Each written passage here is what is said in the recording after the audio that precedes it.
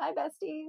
Welcome to part two. I've just taken the brush and just put the remaining foundation that's on it just all over my nose. Just because I want a light coverage, I really just want to make it simple, and this is something that you can do every day if you want to. Foundation.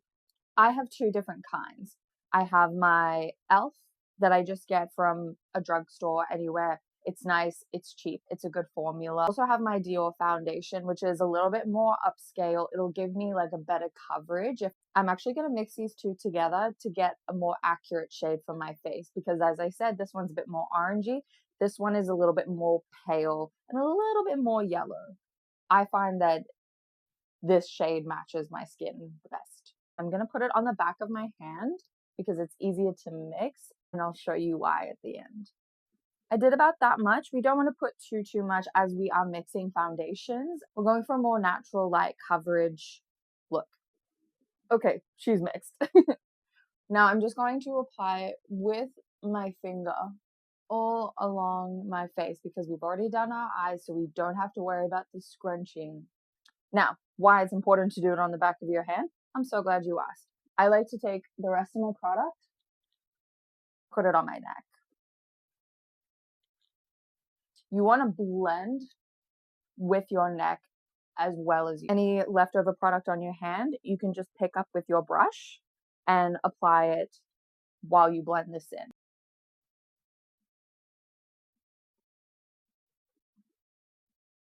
It's really important that you don't sweep. You want to dab very gently so that you're almost mixing it in a way, but you're not making it streak. That's why I find a lot of people favor the sponge, is because they feel like it doesn't streak, but it's all about how you do it. If you go like this, it's going to be streaky.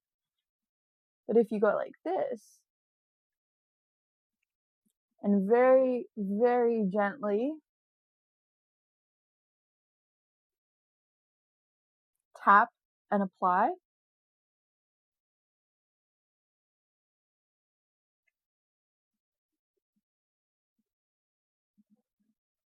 maybe a little bit more under the eye. Look at that. Oh, it's so pretty. I love it. Same thing on the other side. Really gentle.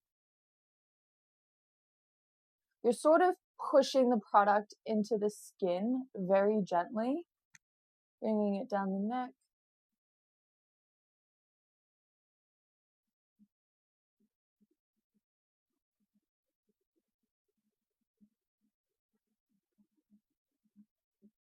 If you want to look like this is like your actual skin color, you can blend into the ear as well. If you're going to have your hair up and you really want it to just look flawless, highly recommend doing that. I did get a little bit of a tan when I went for my walk the other day. So that's why my forehead is a little bit more red than usual, but I'm not going to put green concealer all over my forehead, so it's okay.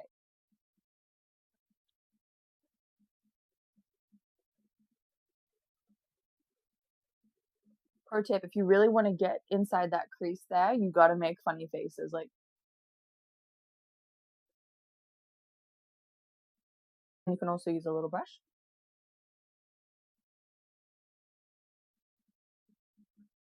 And there it is, all blended in.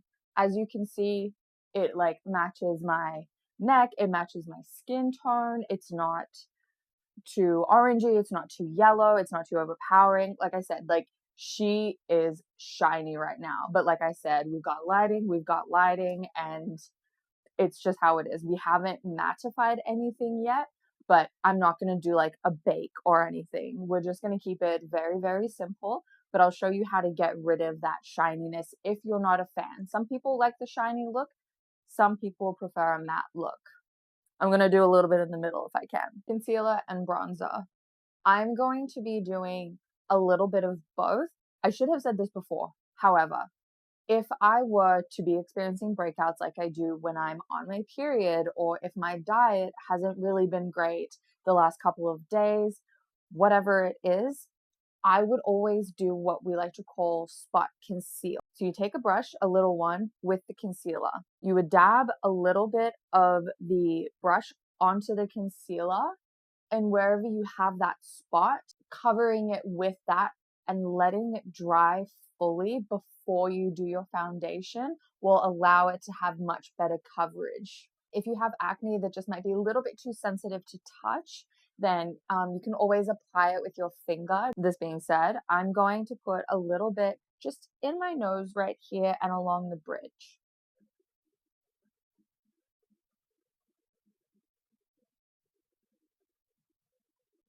Just a little bit.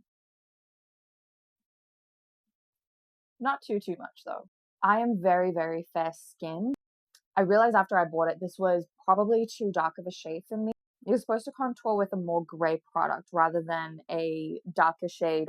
So we are just going to keep it very simple. If you have a bit of a larger forehead or if your hairline starts a little bit further back, doing this will allow it to sort of make it a little bit smaller. I just like it because it sort of brings the focus to the center of the face, like the eyes. If I do a really good eye makeup look, I want that to be the focus, not necessarily my forehead or anything.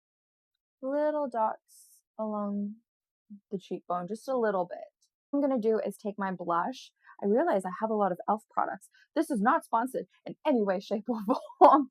It's just really affordable. This one is extremely pigmented, and I personally don't like a very heavy blush look. So I like to just scrape a little bit off and put it just right there. Just like that. Boom.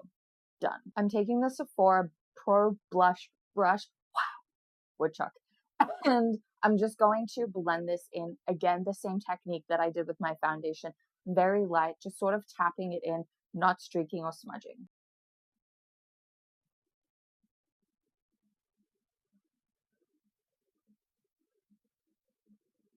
I always like to do a little smile when I do my blush because it's just so pretty.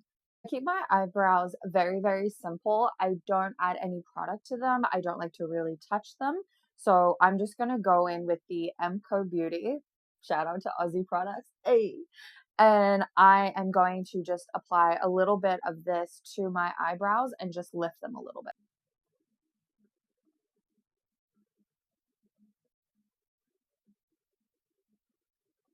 Remember, eyebrows are sisters, not twins. Some days they're distant cousins, as long as it's in the family. Get rid of the shininess. I take the pressed powder and I'm just going to lightly dab it, tap the excess off, and just apply it to my nose. That was so Aussie. Nose. Nose. You guys, I've been in Canada 16 years. My accent's gonna be all over the place. Just deal with it. The eyes as well, very, very gently. So you still have like a little bit of that brightness, but it's not super, super shiny. And to the forehead.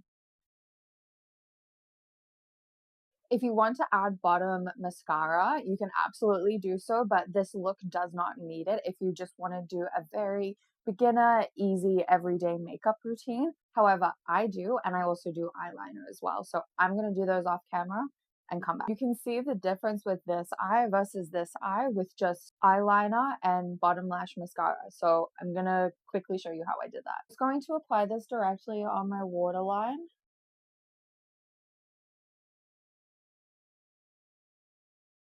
And then do okay, so something really fun happened. My microphone died.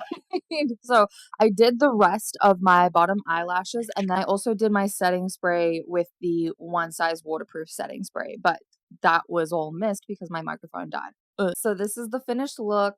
Very natural, very simple. I love to do this sort of every day, especially when I have things to do. So I hope you enjoyed this video, besties. Thank you so much for watching, and I will see you soon.